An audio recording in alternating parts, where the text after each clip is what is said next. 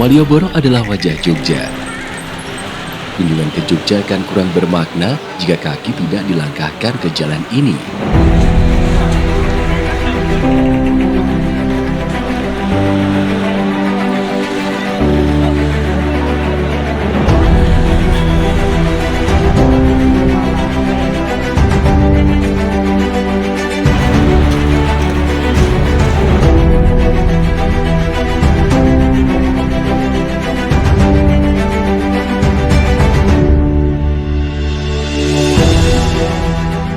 Malioboro tak bisa dilepaskan dari sumbu imajiner Jogja.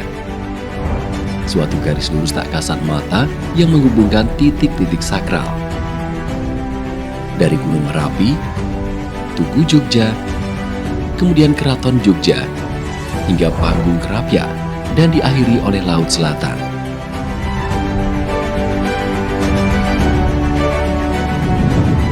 Malioboro merupakan garis lurus yang menghubungkan Tugu dan Keraton.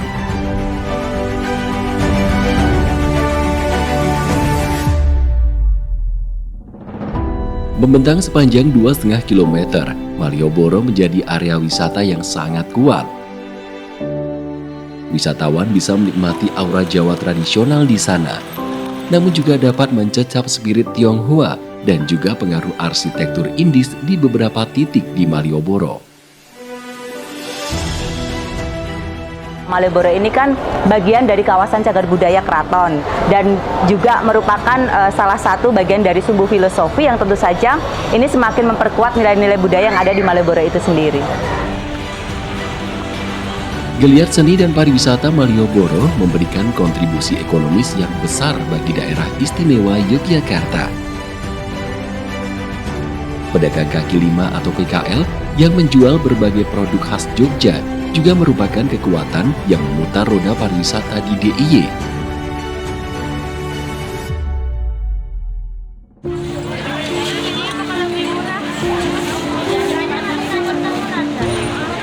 Namun dengan berjalannya waktu, pedagang kaki lima membludak di Malioboro. Penempatannya tidak tertata, membuat Malioboro terlihat kumuh.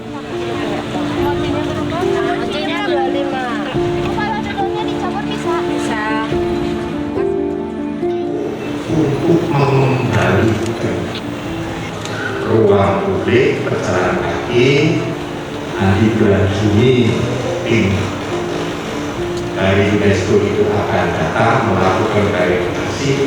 Jangan sampai hal seperti ini menjadi temuan.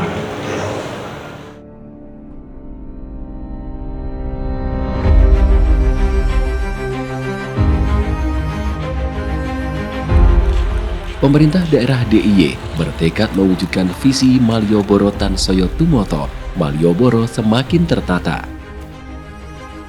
Pada tahun 2017, Pemda DIY mulai menyusun rencana relokasi pedagang kaki lima dari Jalan Malioboro.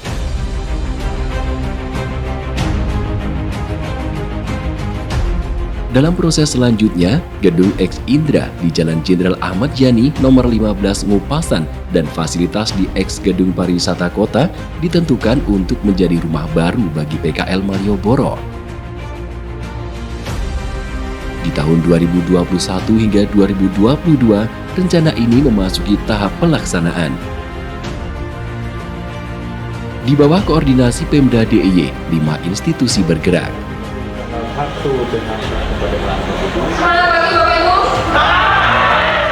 Paniratio menyupport anggaran, pemerintah kota Yogyakarta menjadi pelaksana relokasi PKL. Dinas Koperasi dan UKM DIY membangun dan mengelola Teras Malioboro 1, nama baru bagi Gedung X Indra. Dinas Pariwisata Kota Yogyakarta membangun dan mengelola Teras Malioboro 2 yang terletak di Jalan Malioboro nomor 56. Dinas Kebudayaan DIY bertugas mendukung dengan menggelar event seni dan budaya untuk membantu promosi Teras Malioboro. Satpol PP memberikan dukungan saat proses relokasi. PKL Malioboro menerima sosialisasi, kemudian melakukan pendaftaran.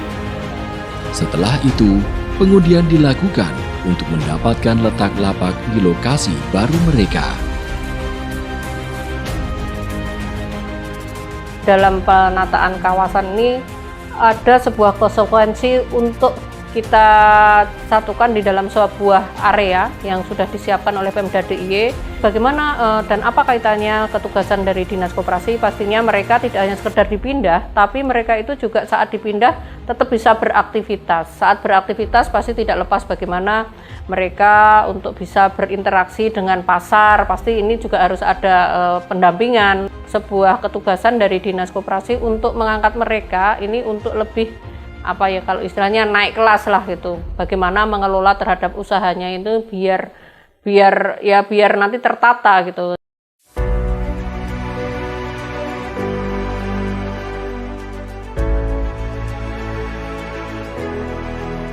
Dalam penataan kawasan Malioboro, terutama dalam dampak konsekuensi, ada penataan di para PKL, ada UPT khusus yang memang menangani sana, namanya UPT Layanan Bisnis UMKM, yang di sana sudah pertama melakukan pendataan.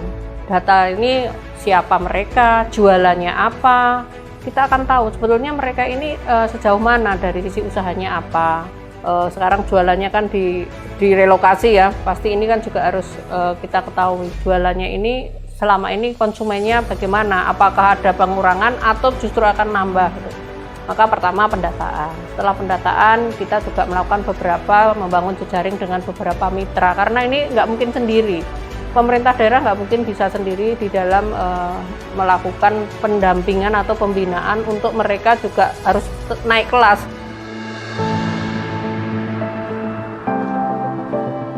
Di tanggal 2 Februari 2022 dilaksanakan serah terima tugas dari pengampu proses relokasi, yaitu pemerintah kota Yogyakarta kepada Dinas Koperasi dan UKM DIY selaku pengelola gedung Malioboro 1.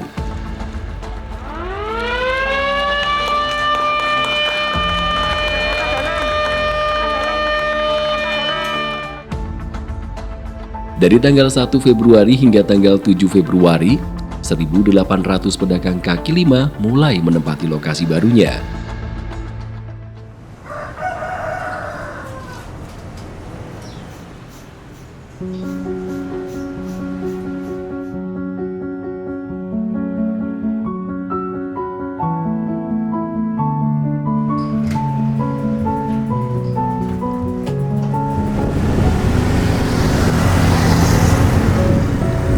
Saya berjualan di Malioboro dari awal itu saya memulai pada tahun 1989.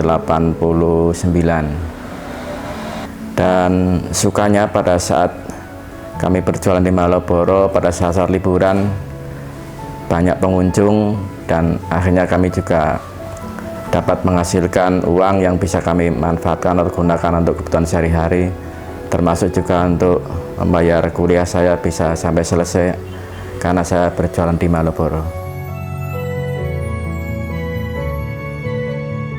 Pada awalnya kami kan berjualan di sepanjang lorong Malioboro itu, namun sekarang oleh pemerintah provinsi kan teman-teman komunitas sudah dipindah masuk di teras Malioboro 1.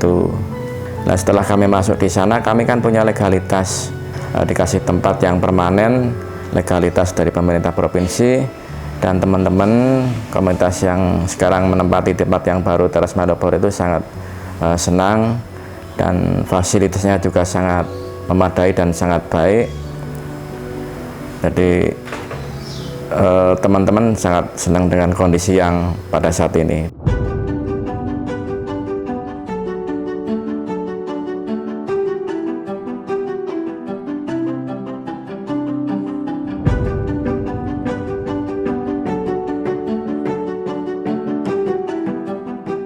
Kompleks Teras Malioboro 1 menempati area seluas 5.170 meter persegi. Para pedagang akan menempati sebuah gedung berlantai 3, 2 gedung berlantai 2, serta area outdoor.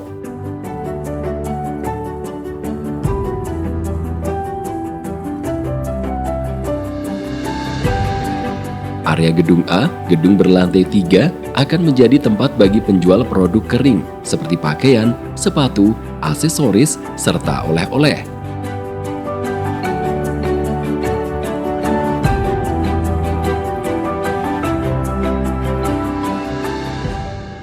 Sedangkan 2 gedung lainnya serta area outdoor akan menjadi area kuliner.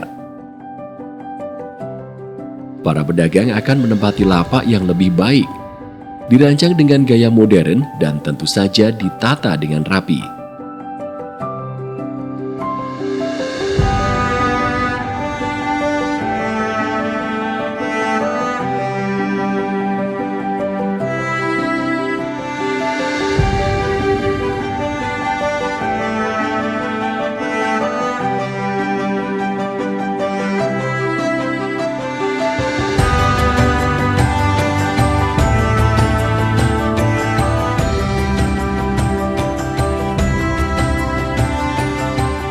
Pemda Jogja menyupport pedagang yang menempati tempat barunya ini dengan pembebasan pembayaran retribusi di awal masa penempatan. Para pedagang tersebut juga akan dibantu untuk berjualan di marketplace online. Lebih lanjut, Dinas Koperasi dan UKM DIY akan membina para pedagang sehingga bisa mengembangkan usahanya dengan lebih baik lagi.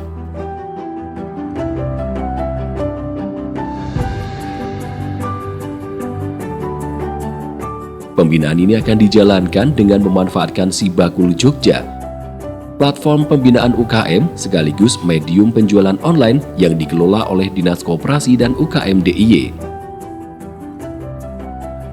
Sibakul Jogja adalah platform pembinaan koperasi dan pelaku usaha. Sistem berbasis web ini dibuat untuk mendata pelaku usaha secara terpadu.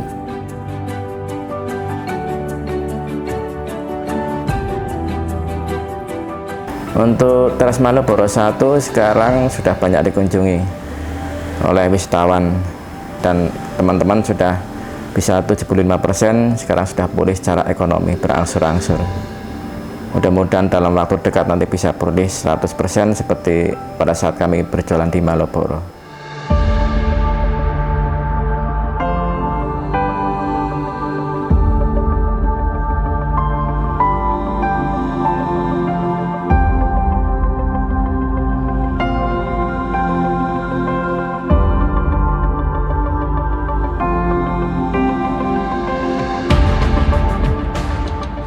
Saya di tempat lama sudah puluhan tahun, bisa dikatakan 30 tahun lebih lah gitu. Jadi banyak yang terkesan di situ.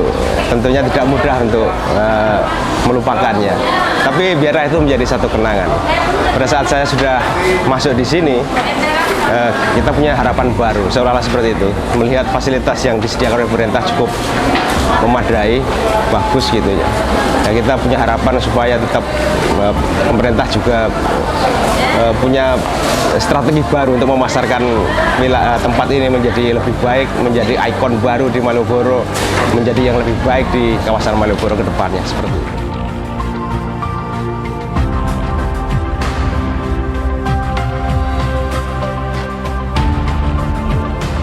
Hasil penjualan untuk selama ini dari launching kami pada tanggal 1 kemarin, alhamdulillah teman-teman sudah bisa menikmati hasil penjualan, jadi sudah mulai ada pendapatan dan pemasukan. Yang intinya ya mungkin agak sedikit perlu ada perubahan terkait omset, tapi alhamdulillah semua ya ajek lah bisa untuk ada pemasukan setiap harinya, dan insya Allah ke depan semoga aja teman-teman bisa menikmati fasilitas ini dan kondisi teras 1 ini dengan baik, dengan omset yang cukup lumayan.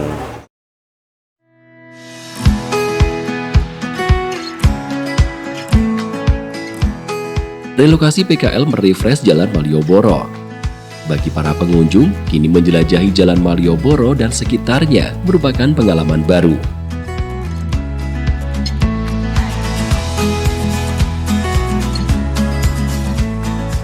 Malioboro Tansoyo Tumoto, Malioboro semakin tertata. Trotoar yang dulu dijejali oleh pedagang kaki lima, lapak dan para pembeli kini lebih leluasa untuk dilalui pejalan kaki.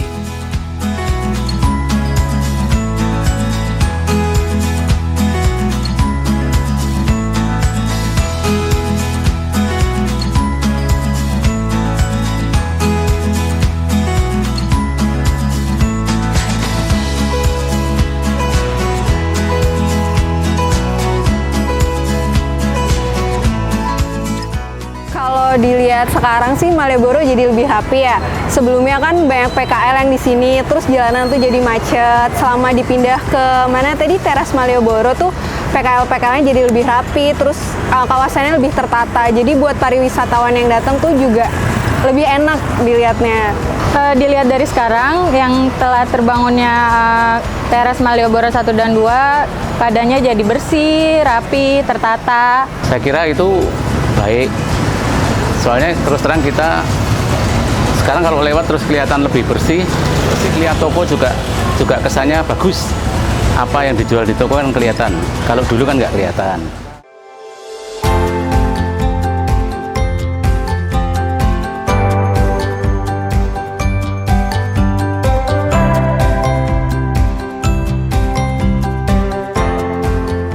Dengan relokasi PKL ke teras Malioboro, membeli oleh-oleh dan menikmati menu kuliner khas Jogja menjadi lebih menyenangkan.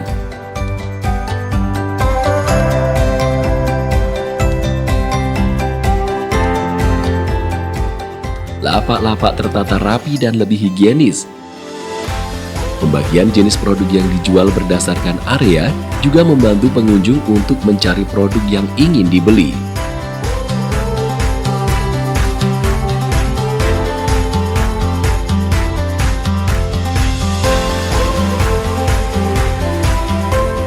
Fasilitas seperti lift, eskalator, musola, serta toilet tentunya membuat pengunjung merasa nyaman berada di area teras Malioboro.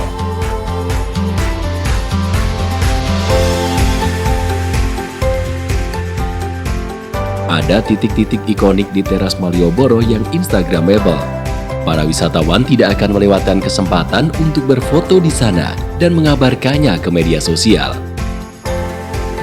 Ini merupakan salah satu poin dalam promosi teras Malioboro. Sekarang promosi itu kan sudah mungkin beda dengan dulu ya. Promosi itu kan bisa melalui media-media yang ada dengan bicaranya dengan media sosial, ada IG, kita juga sudah hubungin IG, bagaimana dengan Facebooknya, bagaimana kita juga sekarang mestinya juga ke arah TikTok. Nah ini kan kita arahkan ke sana. Kalau sekarang mungkin para tenan ini kemarin juga sudah ada yang mengarah ke sana, karena bisnis itu tidak hanya sekedar ketemu tatap muka yang offline, tapi sekarang sudah kita arahkan bagaimana mereka juga tetap harus mengedepankan terhadap online. Dengan transformasi digital kita suka nggak suka, mau nggak mau harus ke sana gitu. Maka kita arahkan untuk lebih bagaimana mereka menangkap terhadap peluang, menangkap terhadap dinamika terhadap bisnis model yang sekarang. Maka secara bertahap kita juga melakukan pendampingan, tentunya kita juga dibantu oleh mitra-mitra yang ada.